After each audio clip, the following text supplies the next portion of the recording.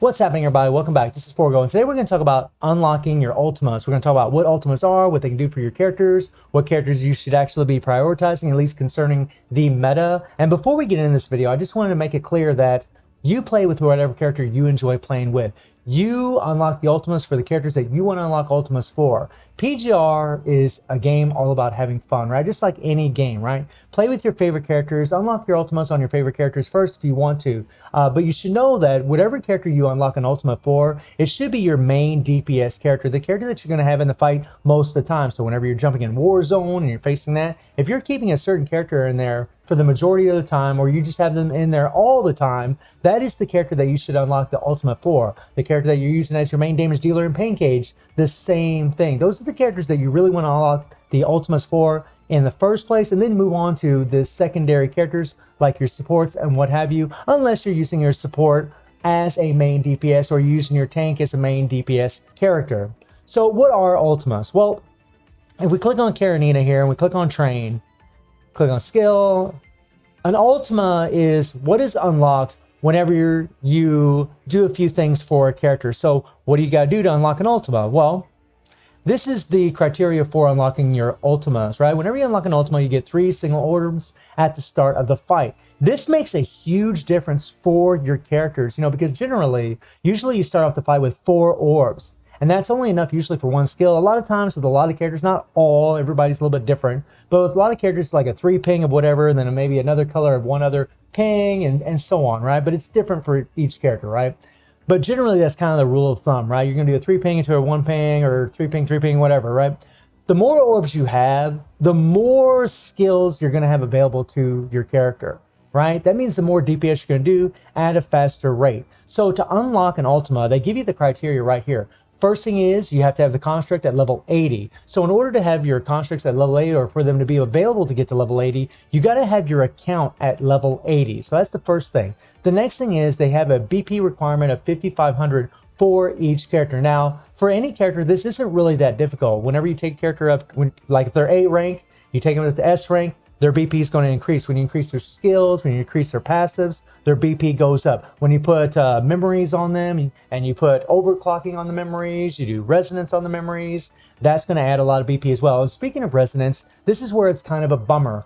For each character that you want to unlock your ultimate for, you have to have 6 memories on the character, and all of them have to have resonance skills to that character. So for example, Karenina, this is the one thing that I haven't done. So what I have to do now is I got to take all these memories, I got to take all these damn memories, and I got to do full resonance on them. You can see that I've already started resonance on this Catherine memory for her, right? You can see it's binded to her. Remember, whenever you do resonance on a memory, if it's equipped on a certain character, that's the character it's going to be binded to, right? So now I got to do resonance for this. And whenever you do 6-star memories, right, and you're going to do 6-star memories in order to unlock the Ultima, you have to use the same type of memory to do resonance. So if I want to do resonance for Karenina, for this Catherine, I'd click on here, I'd click on here, and then usually if you have a memory available, you would have the same type memory available. So in this case, it'd be a Catherine memory would be right here. I'd hit confirm,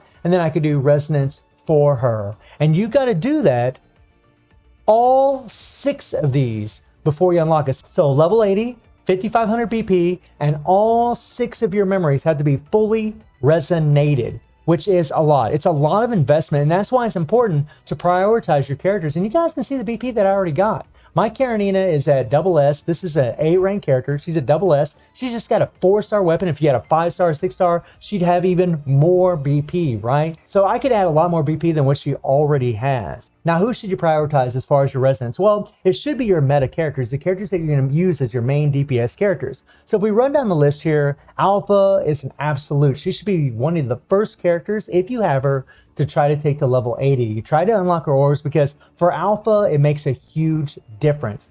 Alpha is all about the sword waves. Shout out to Rexlin for that quote. She's all about the sword waves, my friends. The more orbs she has available, the more sword waves she's going to have available, and the more burst damage she's actually going to have. So starting off the fight with 8 orbs, right, instead of 4 or 5, is going to make a huge difference for this character. Massive difference, my friends. The next character, you can go either or here, would be S. Bianca. You're going to do 3 red or 1 red into a matrix and into a blue to go into her sniper mode, right? Well, if you have, say you have, 1 red and a blue, you go into matrix, hit that red, hit your blue, hit sniper mode, and then your matrix is already finished. And if you have another 3 red and then a blue, you can go into sniper mode again, right? So you're just going to do even more damage throughout the fight, having more orbs available. I mean, it's always going to be about your main DPS characters. The next one, in my opinion, would be Wada here. Dark Watanabe is the main dark damage dealer. And you guys see a little pattern here. You got the main physical attacker right here. You got the main lightning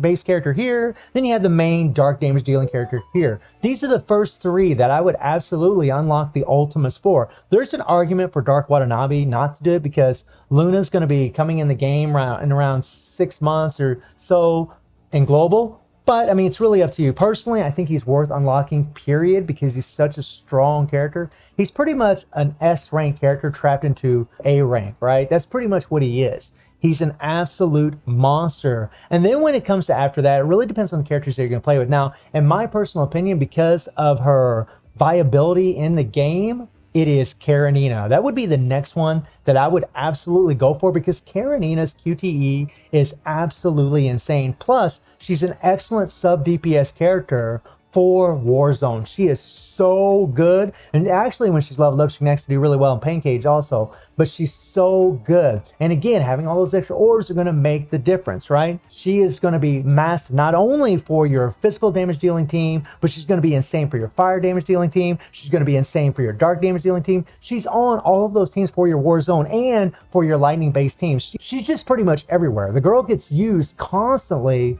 throughout the entire game. She's one that I would highly recommend unlocking your Ultima for. The next one, in my humble opinion, would be S. Kamoy. Now, S. Kamoy, and I just love the skin, but S. Kamoy would be the next in my opinion because it really is going to depend on you. Some people use Kamoy as a sub DPS for Warzone, and definitely for Pain Cage for sure, right? As far as doing a bunch of damage. And if you are using him for that, it really would be a good idea to unlock his Ultima, so that way you do have those extra orbs. It will make a big, big difference. Now, some people don't use S. Kamoy for Warzone as a support DPS. They just mainly use him for his QTE because whenever you are playing with him, a lot of times he can spread out the opponents, but it really depends on how you play, guys. It really does. I mean, if you got Karenina on the team and you use your QTE right before you bring in Kamoy, that QTE is going to bring all the mobs together. And then if you have Kamoy and you enter dark form, you hit a blue orb, then you can stun all of them at once. It just depends on the skill of the player